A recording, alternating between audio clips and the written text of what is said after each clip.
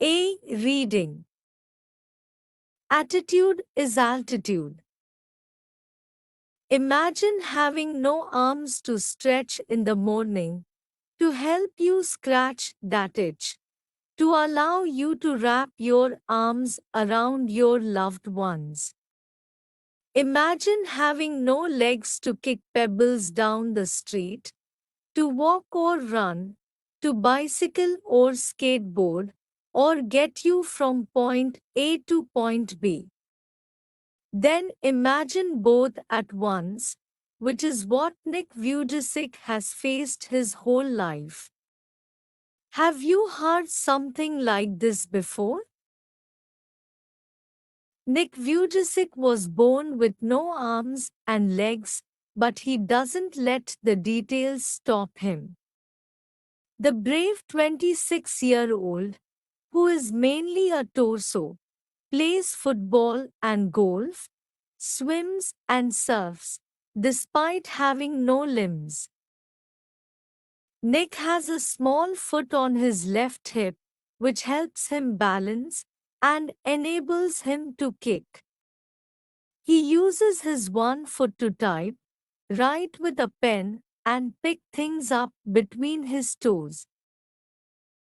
I call it my chicken drumstick, joked Nick, who was born in Melbourne, Australia, but now lives in Los Angeles. I'd be lost without it. Due to his faith as an evangelical Christian, Nick has chosen to remain a virgin until marriage. He is very modest, but he gets marriage proposals from women all the time, said Nick's friend and publicist Steve Appel from Los Angeles. He would love to get married and start a family, but he is waiting for the right girl to come along. Water sports aren't Nick's only thing. He also plays golf with a club tucked under his chin and is a huge fan of the English Premier League. His parents decided not to send him to a special school, a decision he said was very hard for him, but which may have been the best decision they could have made for him. When Nick was born, his father was so shocked that he left the hospital room to vomit. His distraught mother couldn't bring herself to hold him until he was 4 months old. His disability came without any medical explanation, a rare occurrence called phocomelia, and Nick and his parents spent many years asking why this cruel trick would happen to them. My mother was a nurse, and she did everything right during pregnancy, but she still blamed herself, he said. It was so hard for them, but right from the start they did their best to make me independent. My dad put me in the water at 18 months and gave the courage to learn how to swim. I also got really into football and skateboarding. I totally loved the English Premier League. Nick's father was a computer programmer, an accountant, and he taught his little son how to type with his toe at just 6 years old. His mom invented a special plastic device that meant he could hold a pen and pencil. Despite the risk of being bullied, his parents insisted Nick on attending mainstream school. It was the best decision they could have made for me, adds Nick, who later achieved a degree in financial planning and real estate. It was very hard, but it gave me independence. Nick, who was teased and bullied, had an electric wheelchair for mobility, and a team of carers to help him. I was deeply depressed when I was 8 years old, he said.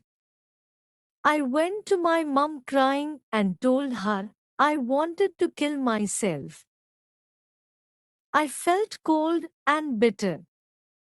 I hated God for doing this to me and was terrified of what would happen when my parents weren't there to look after me. I could brush my own teeth with a wall mounted brush and wash my own hair with pump action soap, but there was so much that was impossible for me. At age 10, Nick tried to drown himself in the bath, but luckily the attempt was unsuccessful. I felt there was no purpose when you lack purpose and strength. It is hard to hold on, he said. But with the help of his religion, friends, and family, Nick managed to pull through to become an international symbol of triumph over adversity. When I was 13, I read a newspaper article about a disabled man who had managed to achieve great things and helped others, said Nick. I realized why God had made us like this to give hope to others. It was so inspirational to me that I decided to use my life to encourage other people and give them the courage that the article had given me. I decided to be thankful for what I do have, not get angry about what I don't. I looked at myself in the mirror and said, you know what the world is right, that I have no arms or legs, but they'll never take away the beauty of my eyes. I wanted to concentrate on something good that I had. The challenges in our lives are there to strengthen our convictions. They are not there to run us over, said Nick. In 1990, Nick won the Australian Young Citizen of the Year award for his bravery and perseverance. And once I was in a car, and a girl at traffic lights was looking at me interestingly. She could only see my head, so I decided to do a 360-degree spin in the car seat to freak her out. Her face was like, whoa, what is going on? She sped off really quickly. Nick began traveling the world, and in 2008 he went to Hawaii and met surfing master Bethany Hamilton, who had her arm bitten off by a shark when she was 12. She was amazing, said Nick. She taught me how to surf, and I was terrified at first. But once I got up there, it felt absolutely fantastic, and I caught some waves pretty well. Nick quickly learned how to do the 360-degree spins on his board feet that got him on the cover of Surfer magazine within 48 hours. No one has ever done that in the history of surfing, he said. But I have a very low center of gravity, so I have got pretty good balance. He has visited different countries all over the world.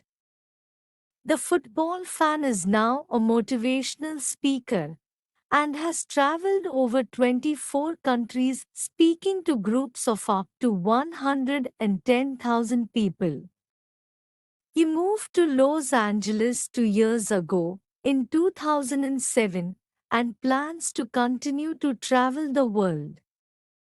If I fail, I try again, and again, and again. If you fail, are you going to try again? The human spirit can handle much worse than we realize. It matters how you are going to finish. Are you going to finish strong? Said Nick. I tell people to keep on getting up when they fall and to always love themselves, he said. If I can encourage just one person, then my job in this life is done.